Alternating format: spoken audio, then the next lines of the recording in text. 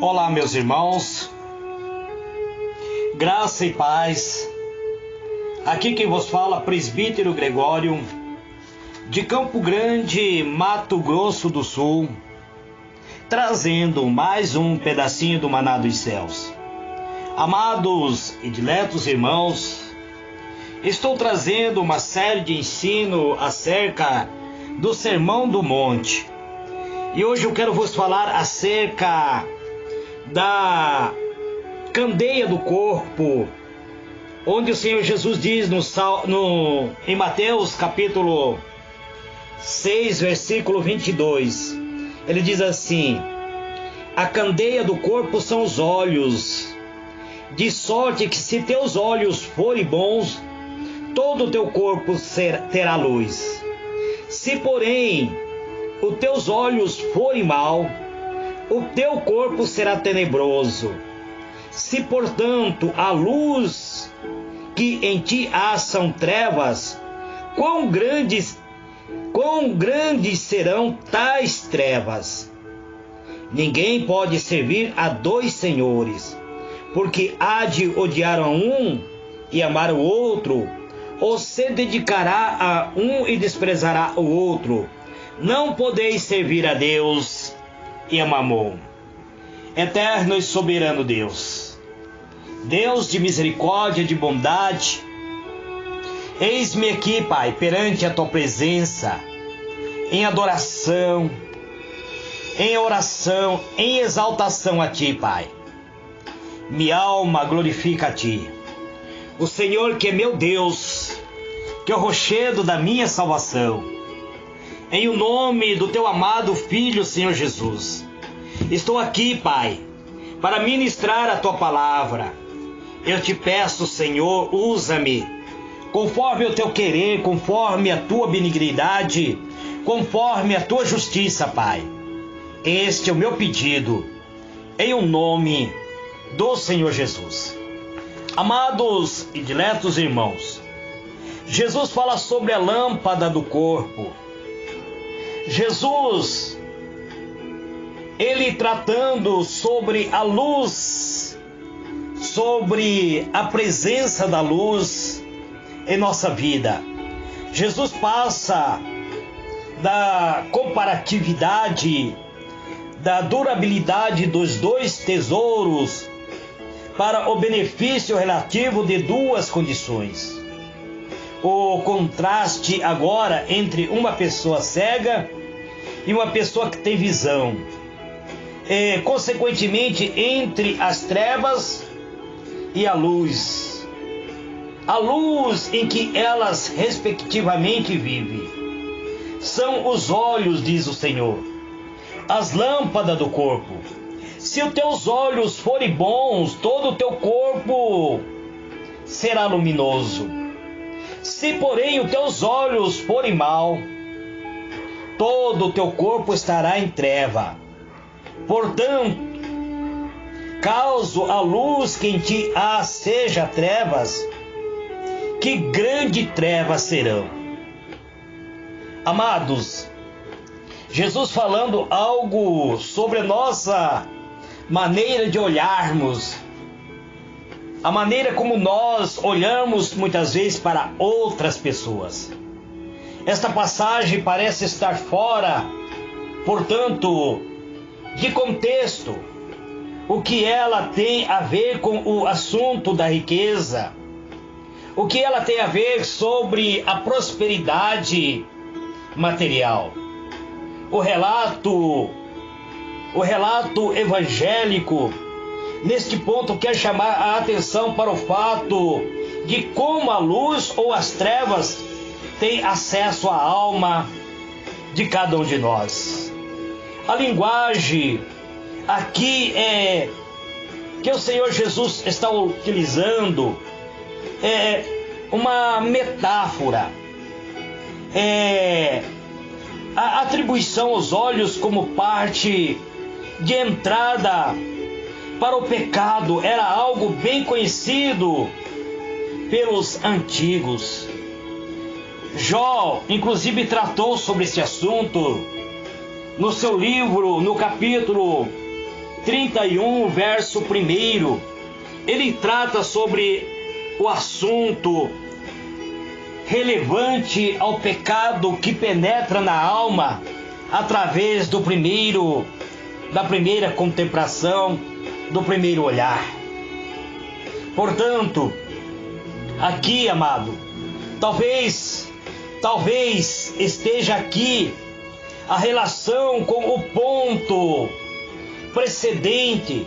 Seria natural que o desejo pela riqueza fosse atiçada pela visão. Pois quando você olha algo e passa a desejar, passa a cobiçar, ele se torna o Senhor da tua vida. Seria, portanto, amado, a maneira como o Senhor Jesus está tratando acerca da visão. A estrutura do pensamento de Jesus é apresentado em condicionais da mesma forma como ele apresentou aquelas em sua passagem no livro sagrado aqui de Mateus, capítulo 6, verso 14 e 15, onde o Senhor Jesus trata, falando conosco, amados, da seguinte maneira. O versículo 14 diz: porque se perdoardes aos homens a sua ofensa, também vosso Pai Celestial vos perdoará a vós. Se porém não perdoardes aos homens a sua ofensa, também o vosso Pai não vos perdoará a vossa ofensa. É uma linguagem onde o Senhor Jesus trata de algo referente àquela atitude que nós temos. Agora ele está falando a respeito do olhar, daquilo que nós colocamos nosso olhar, da contemplação, que nós passamos a contemplar, aplicado aos problemas de possessões materiais, aos problemas referentes àquilo que nós muitas vezes almejamos, os bens materiais. A mensagem do Senhor Jesus, ele nos traz uma lição. Lição pode ser que, se as pessoas dividem a sua atenção entre Deus e as coisas materiais, talvez não esteja focalizando bem nenhum dos dois, pois almeja muitas vezes agradar a Deus, almeja estar na presença de Deus, mas também almeja a riqueza material, almeja muitas vezes a riqueza, e para ter esta riqueza muitas vezes ele acaba fazendo aquilo que muitas vezes acaba lhe levando, aprisionando a sua alma, aprisionando o seu coração, levando a afastar-se de Deus, porque acaba muitas vezes fazendo aquilo que é corruptível para acumular uma riqueza material. É isso que o Senhor Jesus trata. É sobre isso que o Senhor Jesus está falando quando ele trata, falando sobre você olhar, o seu primeiro olhar, ele dizendo que é a lâmpada do corpo, portanto, é o olhar, é os seus olhos, diz ele. É a lâmpada do seu corpo, os seus olhos. E se os teus olhos forem bons, então todo o seu corpo terá luz, estará na luz. Mas se teus olhos forem mal, então haverá treva dentro do seu interior. Portanto, amado, Jesus tratando sobre assunto referente aos bens materiais, você não pode estar focalizado em duas coisas ao mesmo tempo. Ou você há de agradar a Deus ou agradar ao mundo. Ainda a palavra aqui tratado pelo Senhor Jesus, falando sobre a referência dos seus olhos serem bons, tem um significado singular, empregado algumas vezes em relação à generosidade Basta conferirmos livro de Tiago, capítulo 1, verso 5, ou mesmo o livro de Romanos 12, 8, e 2 Coríntios, capítulo 8, verso 2. Mas, amados, o Senhor Jesus fala também sobre algo ser mal dentro do nosso olhar. Traduz aqui uma palavra que é algumas vezes utilizado para a disposição mesquinha e rancorosa. Livro de Mateus, capítulo 20, verso 15. Assim, amado, o Senhor Jesus traz-nos ao nosso conhecimento, ensina que a pessoa generosa, ela tem olhos bons, anda na luz, mas a pessoa mesquinha tem os olhos maus, anda nas trevas. O Senhor Jesus também trata sobre dois senhores. Ele diz assim, ele direciona esse assunto dizendo que para os seus ouvintes, para pensarem a quem estão realmente servindo, ao dizer: ninguém pode servir a dois senhores, porque há de aborrecer-se de um e amar a outro, ou se devotará a um e desprezará o outro. Não podeis servir a Deus e as riquezas, disse o Senhor Jesus. Então, amado, nós podemos ser aprisionados pelos interesses materiais, pelo desejo de enriquecimento. Eu tenho percebido que alguns pastores que enveredaram para a política acabaram se corrompendo, porque entraram em ambição pela riqueza material e acabaram enveredando, e até alguns, inclusive, apostataram a sua própria fé. O que isso o Senhor Jesus fala sobre dois senhores: servir a Deus ou as riquezas. O alerta de Jesus agora está, portanto, relacionado ao grau de compromisso, ou seja, o tempo dedicado a um Senhor. Interessante, amados, Jesus precisa personificar o dinheiro nessa passagem bíblica. Este arranjo presta-se bem a dois objetivos. Primeiro, a pôr um equilíbrio na sentença e no arranjo do discurso. Pois se Deus é uma pessoa, a riqueza passa a ser em segundo lugar, ou personificar as riquezas significa adorar a Mamon. Mamon é o Deus das riquezas, é um ídolo adorado por aqueles que amam o enriquecimento fácil. Jesus queria impactar seus ouvintes com a realidade que por muitas passam despercebida. A devoção dada à riqueza chega mesmo a ganhar os contornos de adoração de alguém. As pessoas passam a adorar ao vil metal como se fosse seu próprio Deus.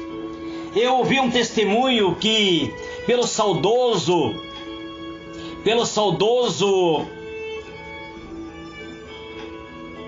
Nelson Ned, onde ele dizia que o seu Deus anteriormente era o dólar. Então, amado, até ele ser liberto do Deus do vil metal pelo próprio Deus criador dos céus e da terra. Amados, assim como o Senhor tem total domínio sobre os seus escravos, ou seja, o seu servo, o mesmo acontece aqui. No entanto, a reflexão que Jesus está propondo vai além desse ponto. Na realidade, o que Jesus está querendo mostrar é que não dá para servir a dois senhores ao mesmo tempo. A consequência é que o servo logo vai aborrecer e gerar um conflito, desagradando a um ou ao outro senhor. A linguagem é uma linguagem forte, referente a amor e a odiar, empregada pelo próprio Jesus, tem o objetivo apenas de enfatizar a natureza radical da vida dos seus discípulos, da vida de discipular a cada um dos seus discípulos. Quando Jesus diz odiar, ele quer dizer amar menos, ou seja, nós podemos deduzir que o ódio não precisa estar presente, mas apenas uma intensidade diferente de amor. As exigências do discipulado são altas, amado. A salvação veio de graça, mas o discipulado custa caro. A lógica do ensinamento de Jesus é conveniente por demais. Um servo até poderia estar na casa de dois senhores e se assim pudesse, para servir-lhe durante o dia. Mas esses senhores não teriam o serviço deste servo naquele mesmo dia. Podemos reatar nosso serviço, mas Deus não quer retear, no caso, o seu senhorio. Nós podemos até atrasar muitas vezes o serviço, mas Deus não aceita que nós venhamos atrasar. A decisão é nossa, a decisão é a cada um de nós, e as consequências também, amados. Cada um de nós colhemos aquilo que plantamos. Eu quero concluir, portanto, esta segunda etapa do capítulo 6, amados. E estarei entrando na semana que vem. Agora, entrarei a partir de segunda-feira na terceira etapa do capítulo 6. Portanto, para concluir, quero vos dizer, tudo que estudamos nesta lição vai além das riquezas materiais em si. O principal objetivo desta lição é que o discípulo de Jesus, ou seja, aquele que é discipulado, é algo que se assume sem ressalva. Em boa parte das vezes em que as Escrituras tratam da riqueza ou dinheiro, há relação com algum tipo de tensão ou polêmica. O dinheiro, quando você fala em dinheiro, até mesmo quando se fala em dízimo, alguns dos irmãos se levantam contra o ministério. O presbítero Gregório, ele não prega o dízimo. O presbítero Gregório, ele não traz o dízimo em pauta. Mas eu quero dizer a vocês que contribui, faça isso de bom grado, faça com o coração aberto. Se você contribui com uma oferta voluntária, faça isso e não sai tocando trombeta. Não conte para ninguém. Não deixe que a tua mão esquerda saiba o que tua mão direita está fazendo. É isso que o Senhor Jesus nos ensina. Portanto, amados, sempre que é tratado que o dinheiro vem em foco, ele acaba causando alguma polêmica. Outro elemento presente na vida de qualquer ser humano tem se tornado um elemento de distração, ou melhor, tem se tornado um elemento de foco errado. A avareza, por exemplo, não é uma doença fácil de ser diagnosticada por nós, amados. Muitas vezes nós acabamos guardando dentro de nós um espírito de avareza. E esse espírito de avareza, ele dificilmente será diagnosticado, porque ela é uma doença espiritual, é uma doença da alma. Ele contamina a nossa alma, ele nos leva a nos corromper e amar o biometal. Por isso, é preciso nós policiarmos muitas vezes para vermos se não estamos guardando dentro de nós um espírito de alvareza que leva o nosso comprometimento com o próprio amor de Deus. É muito perigoso, é perigosíssimo você armazenar dentro do seu interior um espírito de avareza. Por isso o Senhor Jesus nos dá uma sentença: quem é rico segundo o ensino do Senhor Jesus são aqueles que dá a riqueza, que contribui a favor de ajudar o seu próximo. Lucas capítulo 12, verso 21. Este é o encerramento da segunda etapa do pedacinho do Maná dos Céus, do Sermão do Monte, do capítulo 6. Estarei iniciando a semana que vem, segunda-feira, a terceira etapa, e depois entrarei no capítulo 7, encerrando o Sermão do Monte, trazendo uma palavra oriunda do coração do Senhor Jesus para os nossos corações. Eterno e soberano Deus, te dou graça, Pai, pela tua benevolência. Te dou graça, Senhor, pelo teu ensino, por o Senhor ministrar ao meu coração, para o Senhor direcionar-me segundo a tua palavra, para compreender, Senhor, as mensagens referentes ao ensino do Sermão do Monte, para que assim, meu Deus, eu tenha a minha vida alicerçada mediante a tua palavra, mediante o teu ser e o teu poder. Eu te louvo, meu Deus, eu te dou graça. Eu sou grato, Senhor, por tudo que o Senhor tem trazido ao meu coração, mediante a meditação da tua palavra, por tudo que o Senhor tem me dado através da visão do teu Espírito Santo, para ministrar, Senhor, segundo o teu querer, segundo o teu parecer, pois eu sou teu servo, e por acreditar, Senhor, que o Senhor ouve a minha oração, eu sempre entro na tua presença com espírito de adoração, de louvor e de gratidão. Receba, Senhor, a minha oração, eu te peço, Pai, em o nome do Senhor Jesus. Amém e amém. Que Deus abençoe a todos, amados e diletos irmãos. Este é a conclusão da segunda etapa do Sermão do Monte do capítulo 6. Que Deus vos abençoe. Amém.